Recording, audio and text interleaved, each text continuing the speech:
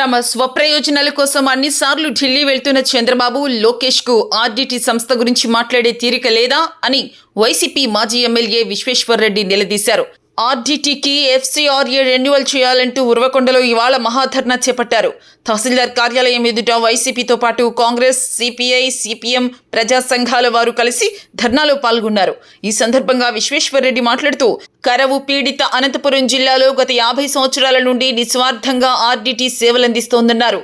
బడుగు బలహీన వర్గాల అభివృద్ధి కోసం విద్య, వైద్యం అందించడంతో పాటు మహిళా సాధికారిక కోసం ఆర్డీటీ కృషి చేస్తోందన్నారు. అలాంటి సంస్థకు నిధులు రాకుండా అడ్డుకుంటే రాష్ట్ర ప్రభుత్వం ఏం చేస్తోందని నిలదీశారు. సంస్థను కాపాడుకునేందుకు అన్ని పార్టీలు, ప్రజా సంఘాలు కలిసి రావాలన్నారు. ఇప్పటికైనా ముఖ్యమంత్రి చంద్రబాబు, మంత్రి లోకేష్ తదితరులు ఎఫ్సీఆర్ఏ పునరుద్ధరణ కోసం ఢిల్లీకి వెళ్లి కేంద్ర ప్రభుత్వ పెద్దలతో చర్చలు జరపాలని డిమాండ్ చేశారు. మాటలతో కాలయాపన చేస్తుంటే ఇక్కడ వేలాది మంది జీవితాలు ఇబ్బందులు పడుతున్నాయన్నారు. దీనిపై భారీ స్థాయి పోరాటానికి కూడా వైసీపీ సిద్ధంగా ఉందని తెలిపారు.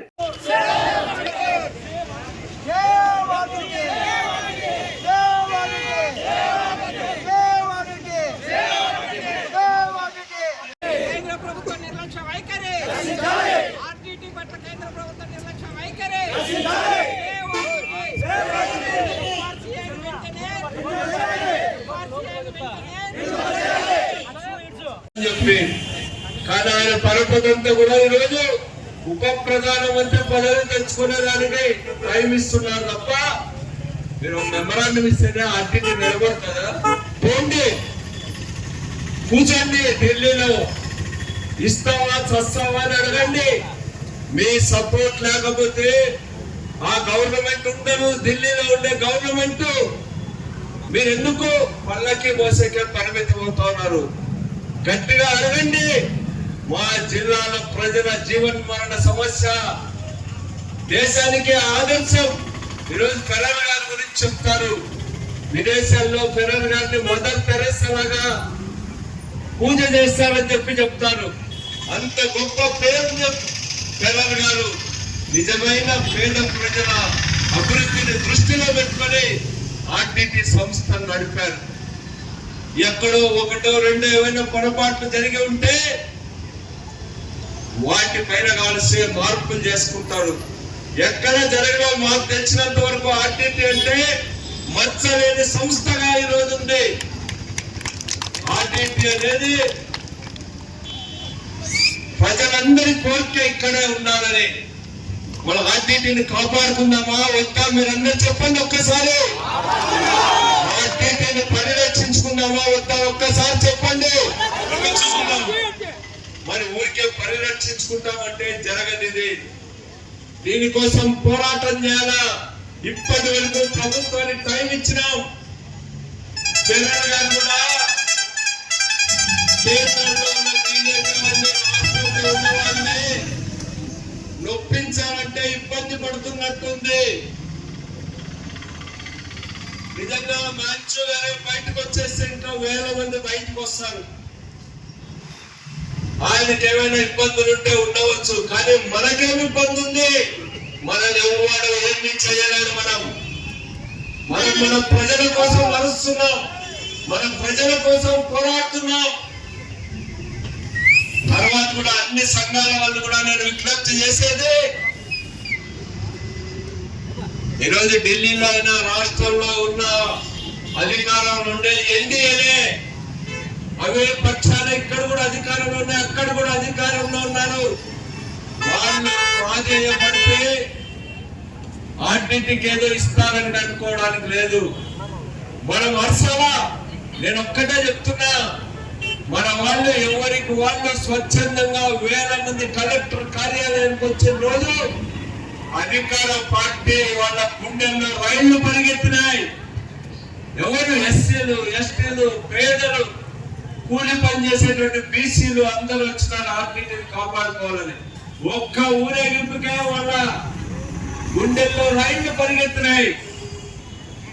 ఆ మరుసటి రోజే వైఎస్ఆర్ కాంగ్రెస్ పార్టీ, ఇతర కాంగ్రెస్ పార్టీ, కమ్యూనిస్ట్ పార్టీలు అందరం కూడా అఖిలపక్ష సమావేశం జరిపాం. మేము సమావేశం జరపడమే కాకుండా ఈ ఆర్టీటీ కమిటీ పేరు మీద టెలిగ్రాఫ్ ఆఫీసులు దిగ్బంధం, రైల్ రోకా, జిల్లా రాష్ట్ర రోకోలు, అట్లాంటి అనేక కార్యక్రమాలకు ప్లాన్ చేసినాం. ఈ ప్లాన్ వింటేనే వాళ్ళు గుబులైంది అధికార పార్టీ వాళ్ళకి. వెంటనే లోకేష్ దగ్గరికి పరిగెత్తినారు. మంచిదే పోండి, చంద్రబాబు దగ్గరికి పరిగెత్తినారు. ఆర్టీటీ నిలబెడతానని చెప్పి మాటలు చెప్తున్నారు.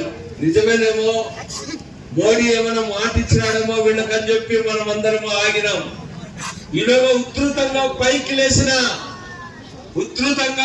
లేసిన పోరాటం తాత్కాలికంగా ఒక అడుగు వెనక్కు వేయాల్సి వచ్చింది. పోరాటము రాజకీయం కంటే ఆర్టీటీని కాపాడుకోవడం ముఖ్యం. ఆర్టీటీ కాపాడబడితే ప్రజలందరికీ మంచి జరుగుతుందని చెప్పి మేమే 2 అడుగులు వెనక్కేసినాం. కానీ ఏమైనా ముందుకు పోయిందా? ఆ రోజుకి ఈ రోజు తేడా ఏమంటే, ఆ రోజు ఇంకా ఆస్తులు అమ్మడం మొదలు పెట్టరా, ఈ రోజులో ఆస్తులన్నీ కూడా అమ్మేస్తా ఉన్నారు. అంటే ఈ రోజు మేము ఎక్కడికో వెళ్ళిపోతారంటే ఆర్టీటీ అని అంటా ఉన్నారు. అందుకని ఆర్టీటీ ఇంకో దేశానికి పోకుండా మనం కాపాడుకోవాలని మీకు అందరికి కూడా విజ్ఞప్తి చేస్తున్నాం. ఇదేదో ఒక్కరో ఇద్దరు నడిపే పోరాటం కాదు ఇది. ఈ కాపాడుకోవాల్సిన బాధ్యత ఆర్టీటీ ద్వారా పిల్లల్ని స్కూలుకు పంపిన వాళ్ళని, ఆర్టీటీ ద్వారా ఇల్లు కట్టుకున్న వాళ్ళు, ఆర్టీటీ ద్వారా వైద్యం పొందినటువంటి వాళ్ళు, ఆర్టీటీ ద్వారా పొలాల్లో జల సంరక్షణ, చెక్ డ్యామ్స్, ఇతర కార్యక్రమాలు చేసుకున్న వాళ్ళు, వాళ్ళందరూ ఇది మా కర్తవ్యం, మా పని అని చెప్పి ఫీల్ కావాలా. మేమేదో స్టేజ్ మీద ఉన్నాం, మేము ఫీల్ అయితే కొన్ని రోజులు నడపగలం. కానీ మన అనంత ప్రజల భవిష్యత్తు కోసం, పేద ప్రజల కోసం నిరంతరం కృషి చేసిన ఆర్టీటీ సంస్థను కాపాడుకోవడానికి ఉరవకొండ నియోజకవర్గంలో Congress party, YSRCP party, CPI, CPM, అలాగే ప్రజా సంఘాల పేరిట ఆర్టీటీని రక్షించుకోవడానికి సేవ్ ఆర్టీటీ అని, అదేవిధంగా ఆర్టీటీకి విదేశీ నిధులు రావడానికి ఎఫ్ఆర్సీఏ వెంటనే పునరుద్ధరించాలని చెప్పి జిల్లా వ్యాప్తంగా జరుగుతున్న ఉద్యమాల్లో భాగంగా ఈరోజు ఎంఆర్ఓ ఆఫీస్ ఎదుట ధర్నా చేయడం జరుగుతోంది.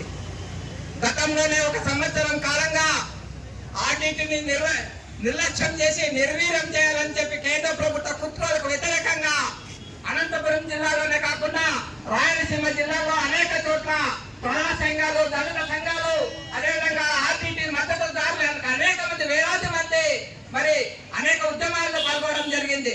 ఆ ఉద్యమాలు అత్యంత పీక్ స్టేజ్కి వెళ్ళినప్పుడు మరి ఎంతో తెలివైన ఈ చంద్రబాబు నాయుడు గారు ఆ ఉద్యమాన్ని నీరు కార్చడానికి ఎఫ్ఆర్సీఏ వస్తా ఉంది, మేము నరేంద్ర మోడీ గారితో మాట్లాడామని చెప్పి ఎఫ్ఆర్సీఏ వస్తా ఉందని చెప్పి లోకేష్ గారు, నరేంద్ర మోడీ గారి ఉన్న ఫోటోను, అదేవిధంగా పవన్ కళ్యాణ్, నరేంద్ర మోడీ గారి ఉన్న ఫోటోను పెట్టి మభ్యపెట్టి ప్రజలను మోసగించి, దళితులను, అనేక సంఘాలు మరి పేద ప్రజలను మోసగించి ఈ రోజు వరకు ఎఫ్ఆర్సీఏని పునరుద్ధరించకుండా మాటలతో మభ్యపెడుతున్న ఈ చంద్రబాబు నాయుడు గారి ప్రభుత్వాన్ని, అదేవిధంగా దేశంలోని అనేక ఇలాంటి సంస్థలను నిర్వీర్యం చేయడానికి చేస్తున్న కేంద్ర ప్రభుత్వ కుట్రలను మరి వ్యతిరేకించడానికి ఆ ప్రజా సంఘాలు అనే అన్ని పార్టీలు కలిసి రావాల్సిందిగా మేము విజ్ఞప్తి చేస్తున్నాం.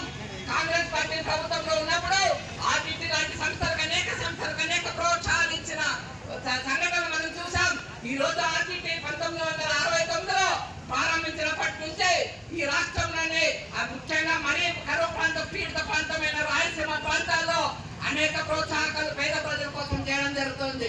మరి పేద ప్రజల కోసం, వీళ్ళ ప్రజల కోసం, వారి 1 ఎకరం కూడా లేని ప్రజల కోసం భూమిని కొనిచ్చి వాళ్ళకి పంచడం జరిగింది. జరిగింది. ఇప్పుడు ఉరవకొండ ప్రాంతంలోనే అనేక మంది, దాదాపు 9,000 మంది లబ్ధిదారులు ఈ రోజు ఆర్టీటీ వారి ద్వారా అనేక రకాలుగా లబ్ధి పొందుతూ ఉన్నారు.